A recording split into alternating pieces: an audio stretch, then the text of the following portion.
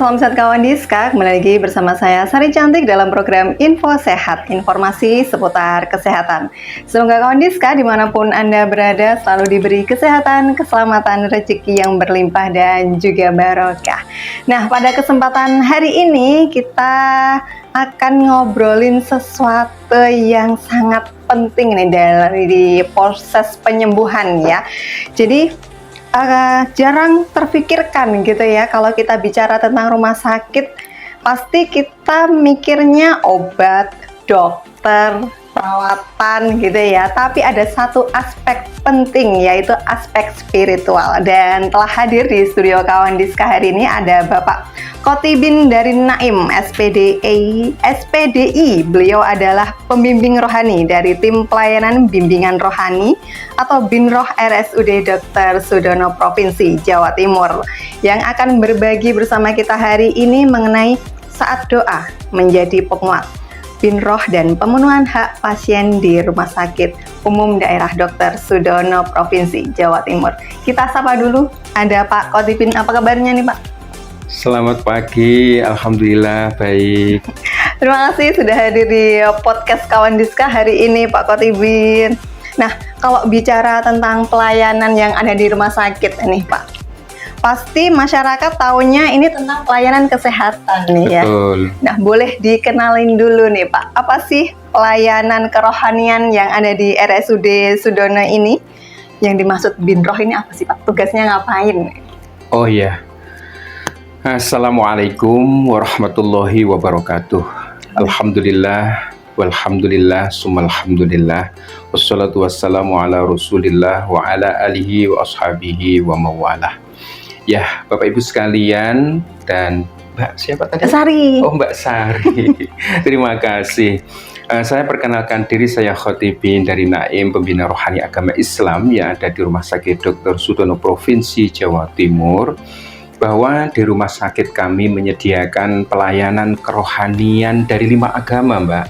Jadi agama Islam, agama Kristen, agama Katolik, Hindu, serta Buddha. Ini adalah wujud kepedulian kami untuk memenuhi hak pasien dan keluarga yang mendapatkan pelayanan kerohanian sesuai dengan agama dan kepercayaannya masing-masing. Ini sangat penting sekali. Mungkin itu Mbak. Oke, tapi kalau boleh tahu nih Pak, sebelum kita melangkah lebih jauh lagi nih, sudah berapa lama nih Pak Qotibin bertugas menjadi pembimbing rohani di RSUD Dr. Sudono? Oh iya, saya sekitar ada 12 tahun. Iya, mulai dari 2014 sampai sekarang 2026. Iya, 12 tahun. Alhamdulillah. Expert ya ini sepertinya ya. Iya. Tapi apa sih Pak yang membuat Pak Qotibin tertarik untuk menjadi pembimbing rohani di rumah sakit lagi ini? Iya, dulu tuh ceritanya kan panjenenganipun yang ada di rumah sakit itu, saya mendengarnya ada peluang untuk menjadi tenaga bimbingan rohani. Dan dengan mungkin kemampuan saya yakin bahwa sesuai dengan kemampuan itu saya bisa memberikan khidmat kepada pasien dan keluarga. Nah, wujud khidmat ini adalah saya anggap sebagai ibadah. Oh iya toh, memberi pencerahan, memberikan pengajian, memberikan dalil-dalil tentang Al-Quran kepada pasien. Itu kan berpahala. Dan berpahala juga bergaji gitu loh Mbak. Jadi dua-duanya dapat ya Pak. Alhamdulillah. Dan 12 tahun, nah ini 12 tahun tapi dapat pahala, dapat gaji juga tiap hari ya Pak. Alhamdulillah. Tapi dalam satu tim yang ada di tim pelayanan kerohanian ini ada berapa orang Pak? Iya, dari 5 agama tersebut masing-masing satu. Oh, masing-masing satu. Jadi agama Islam saya, nanti agama Katolik, Kristen, Hindu, serta Buddha itu bersifat on call. Jadi apabila ada pasien atau keluarga yang membutuhkan bimbingan rohani dari 4 agama yang non-Muslim, kita akan berkoordinasi dengan orang-orang yang sudah mempunyai perjanjian dengan kita. Jadi perjanjian kerjasama dari pemuka-pemuka agama itu nanti kita panggil, setelah itu beliau melaksanakan bimbingan rohani di rumah sakit kami. Oke, karena mayoritas penduduknya memang Muslim gitu. Memang Muslim, Pak ya. Kotipin. Nah, sebagian dari kita ini kan menganggap pengobatan yang paling penting itu kan dari sisi medis ya, dengan Iya. dokter gitu. Tapi padahal juga ada aspek spiritual ya, dan ini mungkin boleh disampaikan Pak Kotipin, seberapa besar dan penting sih sebenarnya peran aspek spiritual ini dalam proses penyembuhan, Pak? Di aspek spiritual ini menurut buku yang sudah saya baca, bahwa aspek spiritual ini 40-50% pasien itu bisa sembuh dengan aspek spiritual itu.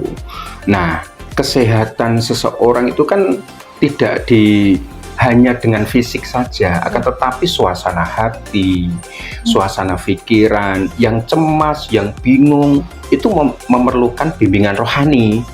Nah, dari kepercayaan dan keimanan kepada Tuhan Yang Maha Esa itu bisa menguatkan hati, dan apabila hati itu sudah kuat maka akan menjalar ke seluruh tubuh dan badan juga akan kuat. Apalagi pada saat-saat seseorang itu berputus asa, maka akan drop.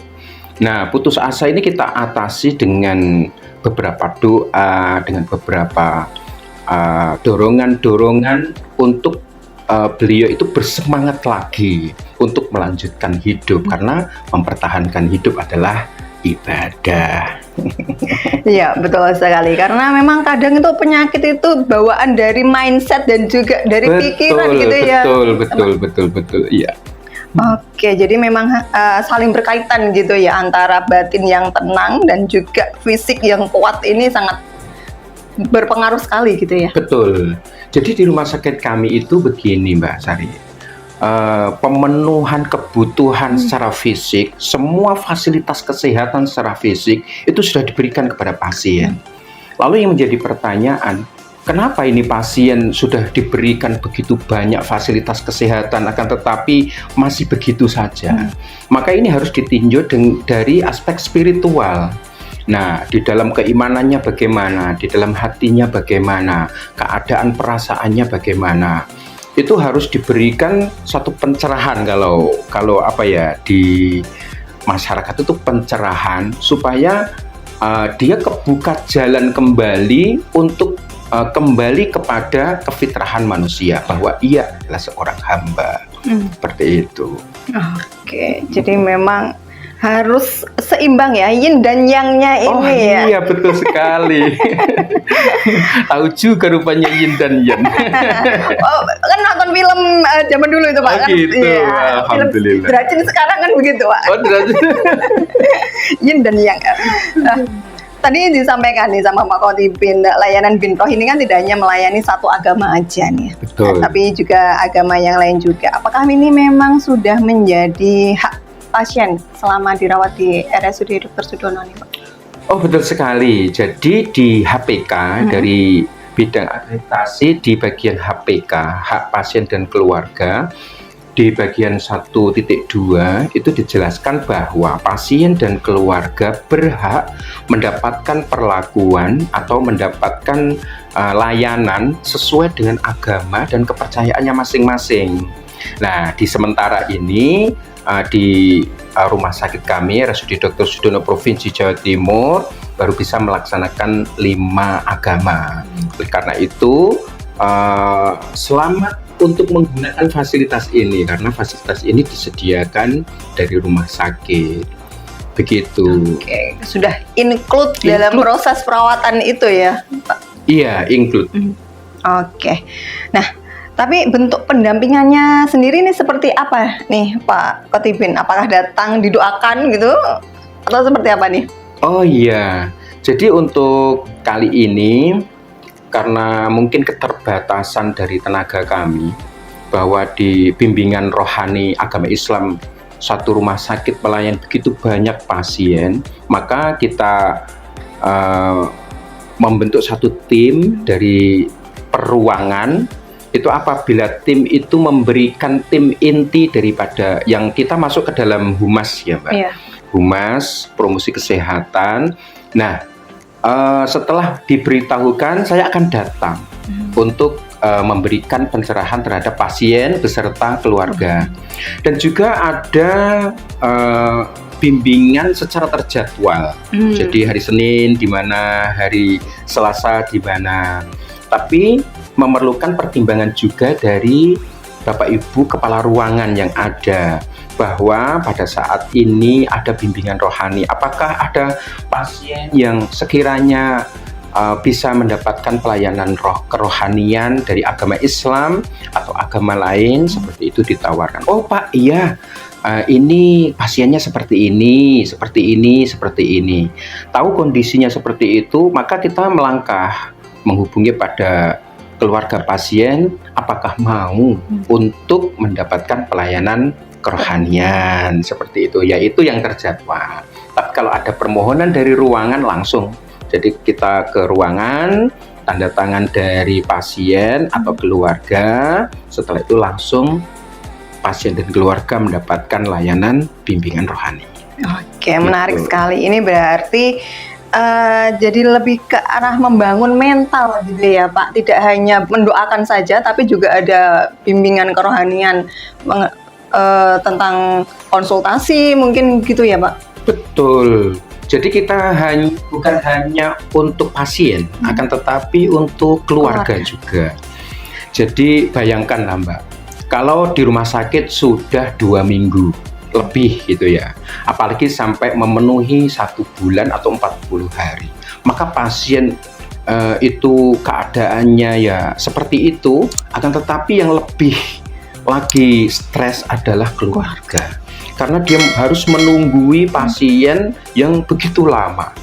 Nah, kita menyediakan ruangan-ruangan konsultasi, terutama konsultasi di ruangan humas kami, terbuka untuk menerima konsultasi. Dan di ruangan-ruangan seperti di ICU, ICCU, itu menyediakan ruangan konsultasi pribadi terhadap keluarga. Seperti itu. Karena stres juga ya Pak, penunggu itu kadang lebih stres daripada yang sakit. Betul sekali, Mas. Karena kan juga riwa-riwinya gitu ya. Biayanya juga banyak. Kurang tidur juga. Iya. Terus sewaktu-waktu dipanggil karena keadaan darurat seperti itu. Makanya di pikiran orang yang menunggu itu, apalagi yang menunggu itu pekerja. Iya, pekerja. Dia bolak-balik bekerja, setelah itu menunggu keluarganya, kerja lagi menunggu keluarganya. Sesuatu hal yang sangat diulang-ulang seperti itu membuat dia itu sudah tidak karu-karuan. Nah, dengan adanya layanan bimbingan rohani di rumah sakit ini, maka keluarga pasien mendapatkan pencerahan. Wahai Bapak Ibu, jenengan sekarang ini sedang diuji, jangan putus asa. Ini merupakan ladang pahala, seperti itu. Oke, tapi apakah yang mendapatkan layanan ini hanya yang dirawat inap aja, atau juga yang dirawat jalan juga mendapatkan layanan ini, Pak Khatib? Oh iya, di rawat inap memang terutama. Kalau di rawat jalan kita memberikan bimbingan rohani itu, kita bergabung dengan promosi kesehatan rumah sakit. Jadi di PKRS itu ada kegiatan penyuluhan sekitar 1 minggu 2 kali atau 1 minggu 1 kali itu di rawat jalan. Dan kita bergabung di situ bersama teman-teman, memberikan penyuluhan kesehatan bersama dokter-dokter yang luar biasa. Setelah itu biasanya terakhir itu terus kami bimbingan rohani untuk semua agama, akan tetapi kami sudah mengatakannya bahwa nanti saya akan berbicara menurut agama Islam.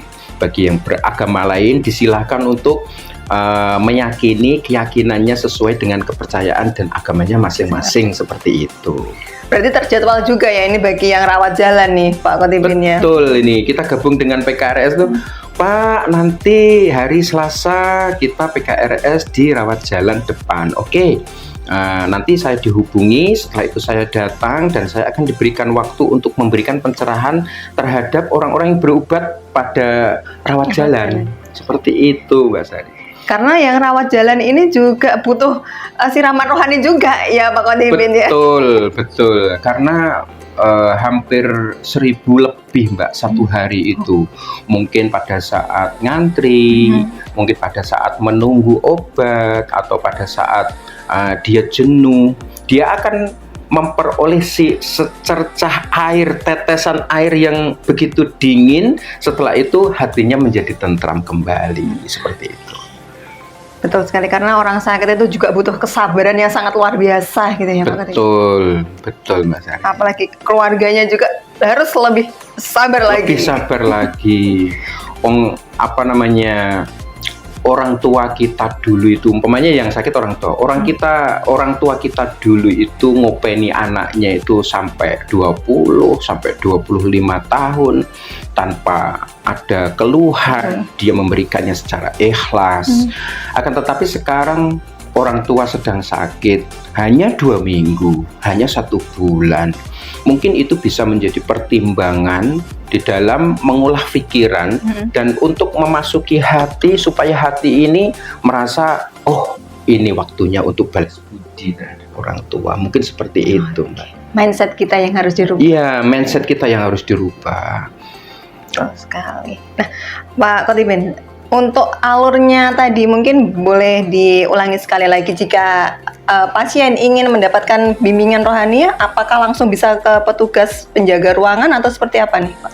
Oh iya, di rumah sakit kami ada SOP, ada 2 alur, yakni alur terjadwal dan alur permohonan. Kalau terjadwal itu nanti saya sebagai pembimbing rohani agama Islam itu puter hari Senin nanti di Merpati A, Merpati B, Merpati C, atau yang lain. Nah setelah itu nanti di hari Selasa juga seperti itu. Nanti saya akan putar lagi melanjutkan aktivitas yang kemarin. Dan di intensif itu memang kita buat untuk khusus hari Jumat. Hari Jumat ini seharusnya di intensif seperti ICU, ICCU, HCU, ICU non ventilator, seperti itu. Orang-orang yang keadaannya luar biasa, tidak sadarkan diri dan seterusnya. Dan itu merupakan salah satu ikhtiar kami untuk memberikan layanan yang terbaik di hari Jumat di ICU, ICCU, HCU, dan seterusnya itu terhadap pasien dan keluarga. Namun yang kedua, apabila ada permohonan, tadi ada jadwal, sekarang ada permohonan. Permohonan ini biasanya berasal dari keluarga pasien yang sudah memperoleh informasi dari rumah sakit bahwa di rumah sakit ada layanan bimbingan rohani. Setelah itu beliau bisa matur ke perawat atau ibu kepala ruangan atau bapak, lalu dari ruangan tersebut akan menelponkan kepada kami, baik di ruangan humas ataupun secara pribadi lewat nomor HP, Mbak. Bisa Pak, di ruangan ini ada yang membutuhkan bimbingan rohani. Oke, saya akan datang. Begitu saya datang, saya akan menyodorkan surat permohonan. Setelah itu ditandatangani oleh keluarga pasien. Setelah itu kita melaksanakan bimbingan rohani sesuai dengan agama dan kepercayaannya masing-masing. Seperti itu. Jadi ada 2 alur ya Pak? 2 alur, dan juga permohonan gitu ya. Jadi kalau keluarga menginginkan ada bimbingan tidak perlu menunggu jadwal gitu ya, tapi bisa langsung datang ke petugas gitu ya Pak? Iya, biasanya gini Mbak, kalau permohonan itu biasanya keadaannya itu lebih mendesak kan. Makanya yang terjadwal mungkin setelah permohonan ini dilakukan nanti bisa kembali ke yang terjadwal kembali, seperti itu.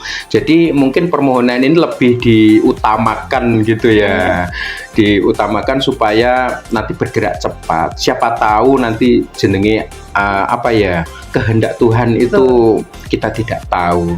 Jadi apabila nanti kita sudah ke sana, setelah itu mendoakan, memberikan pencerahan, tiba-tiba Allah berkehendak lain, itu akan sangat bermakna bagi pasien beserta keluarga. Seperti itu.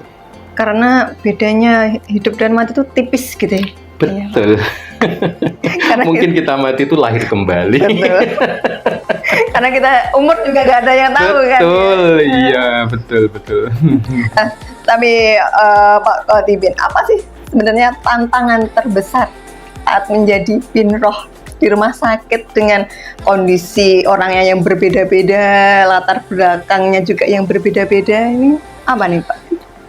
Iya, tantangan yang terbesar itu, mohon maaf Mbak, saya itu sendirian. Jadi sendirian itu maksudnya tenaga bimbingan rohani agama Islam itu satu orang mencakup semua rumah sakit. Yang menjadi kendala itu ya apabila ada permohonan secara bersama-sama. Jadi dari ruang merpati ada, dari ruang ICU ada. Akhirnya sama-sama mendesaknya. Bagaimana ini cara melayaninya? Dan juga waktu di luar jam kerja. Di luar jam kerja, karena di pedoman pelayanan kerohanian yang dituntut oleh KARS, dituntut oleh lembaga akreditasi, itu adalah layanan juga di luar jam kerja. Makanya di panduan itu masuk di dalam jam kerja dan di luar jam kerja maksimal jam 7 malam. Jadi untuk ini yang apabila saya di luar kota mungkin seperti itu ya. Pada saat kita sudah pulang kerja, setelah itu dipanggil kembali, apa mungkin di hari-hari libur, hari besar dan seterusnya.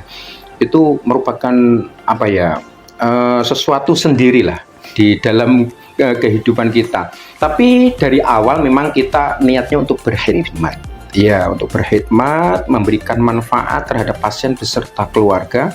Jadi ya enjoy aja sih Mbak. Tetap dinikmati gitu ya Pak. Dinikmati, betul.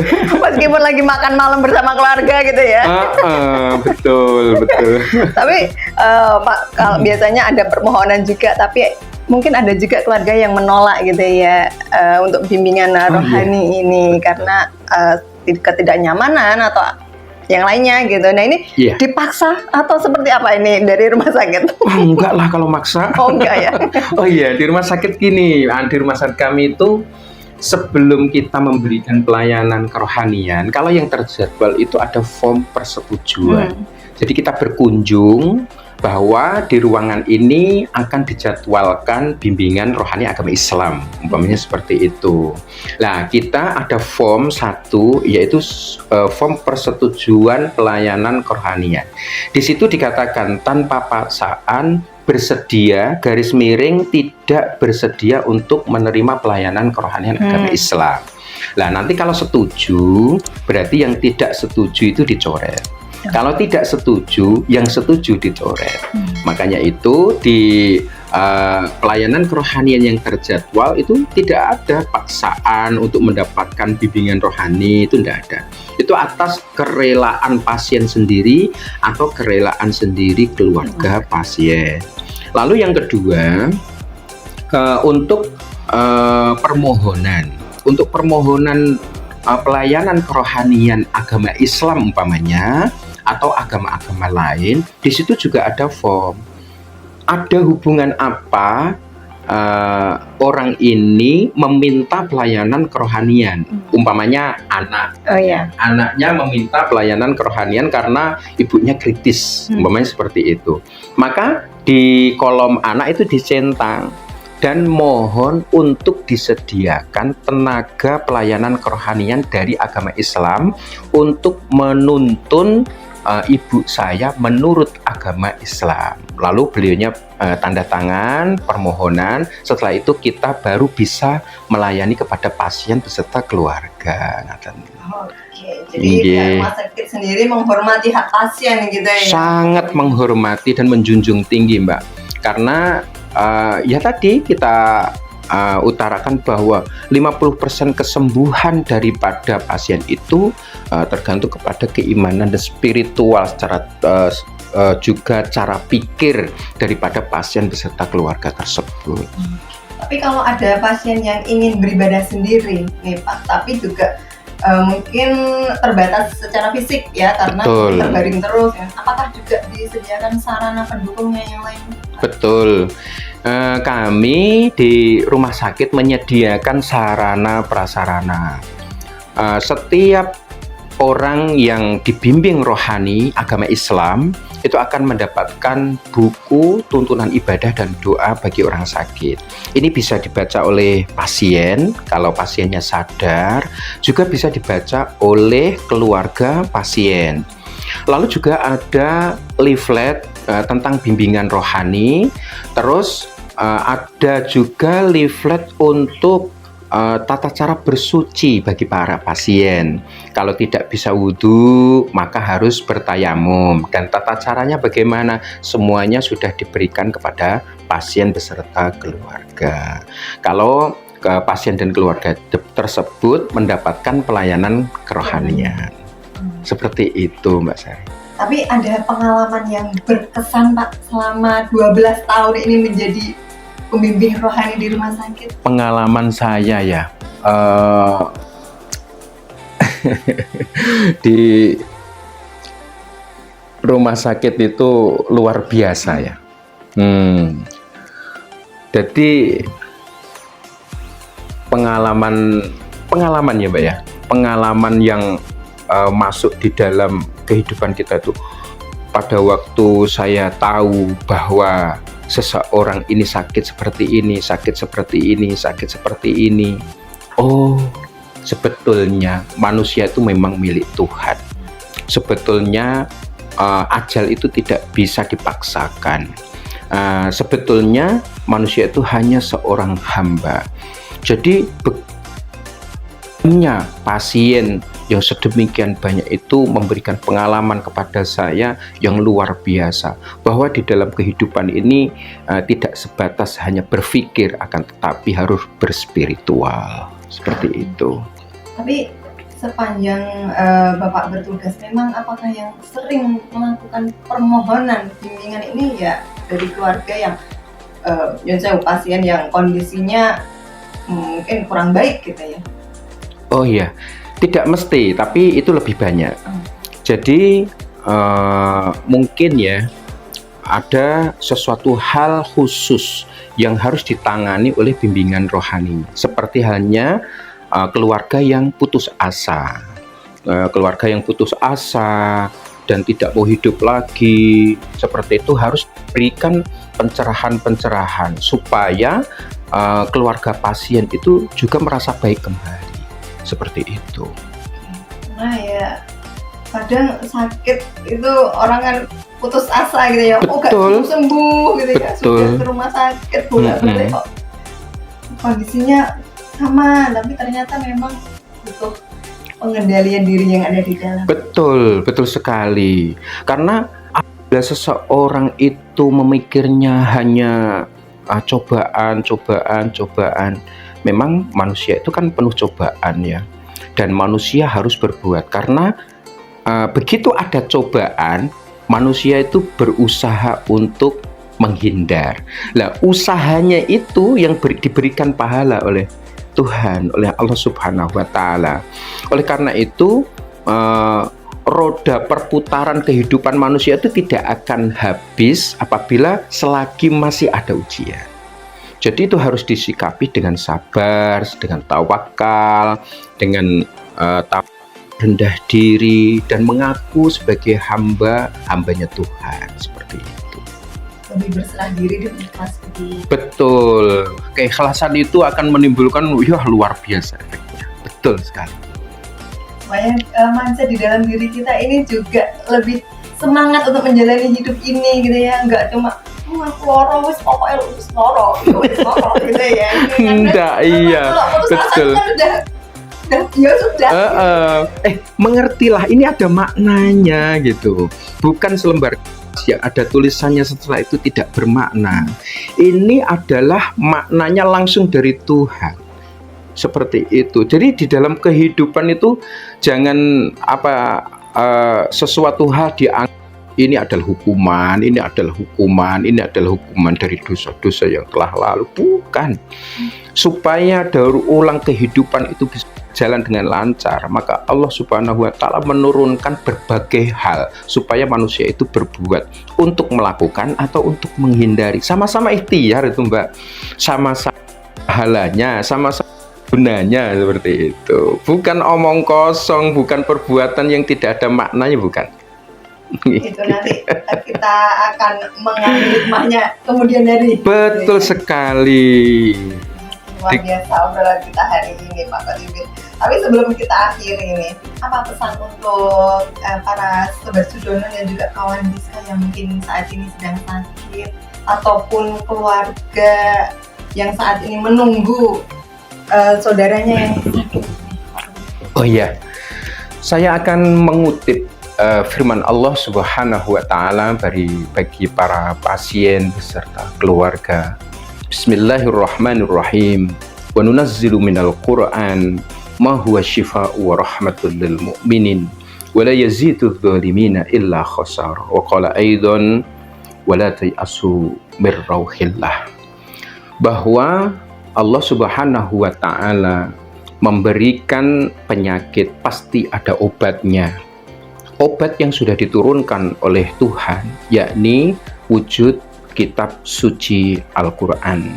Oleh karena itu, bagi para pasien beserta keluarga atau saudara-saudara sekalian yang menyaksikan live pada pagi hari ini, saya harap untuk betul-betul menghambakan diri kepada Tuhan dengan membaca kitab suci. Itu merupakan syifa atau obat dari Allah Subhanahu wa taala, warahmah, dan merupakan rahmat bagi seluruh alam. Dan juga Allah Subhanahu wa taala juga berfirman, wala tayasu mir rauhillah, jangan berputus asa dari rahmat Allah, karena rahmat Allah itu lebih besar daripada kesalahan manusia, dan ampunan Allah juga lebih besar daripada dosa-dosa manusia. Apabila ada dosa, ada salah, manusia minta ampun, maka Allah akan mengampuninya. Dan saya yakin sakit yang panjenengan derita itu bukan hukuman dari Allah Subhanahu wa taala, akan tetapi ini merupakan ujian dari Allah Subhanahu wa taala untuk menghapus dosa-dosa kita yang telah lalu. Selalu bersemangat untuk melanjutkan hidup karena mempertahankan kehidupan adalah ibadah. Bekanten? Untuk keluarganya nih Pak, semangatnya untuk keluarga yang sedang menunggu. Oh iya, yang sedang menunggu pasien sekarang, Bapak Ibu sekalian, harap untuk dimengerti bahwa ini adalah salah satu dari khidmat yang panjenengan semua lakukan. Karena pada saat dulu kita diopeni oleh orang lain, dan sekarang kita belajar ngopeni terhadap orang lain. Nah, ini merupakan salah satu daur ulang atau sunnatullah yang berulang-ulang. Oleh karena itu, tidak bisa kita menghindar. Lakukan dengan sabar dan tawakal kepada Allah Subhanahu wa taala. Yakinlah di belakang hari ada manfaat dan hikmat yang akan kita petik untuk bekal kita di kehidupan yang akan datang. Mungkin seperti itu, Mbak Sari. Terima kasih Pak Khalidin. Luar biasa sekali bincang-bincang kita hari ini gitu ya. Dan salah satu hal yang bisa kita petik adalah bahwa kesehatan yang sejati tidak hanya tentang raga yang bugar, tetapi juga pikiran yang tenang, emosi yang stabil, dan batin yang sehat. Dan bagi Anda yang saat ini sakit, semoga segera diberi kesembuhan dan dapat beraktivitas seperti sedia kala. Dan bagi keluarga pasien, ketahuilah bahwa Anda sedang menjalankan amal soleh yang sangat mulia. Gitu ya Pak Khalidin? Betul, Mbak Sari, betul. Baik, stay healthy dan terapkan perilaku hidup bersih dan sehat setiap hari. Dan jangan lupa terus saksikan Info Sehat hanya di IG Prokes Kota Madiun dan YouTube Kawan Diska. Sampai jumpa di Info Sehat selanjutnya.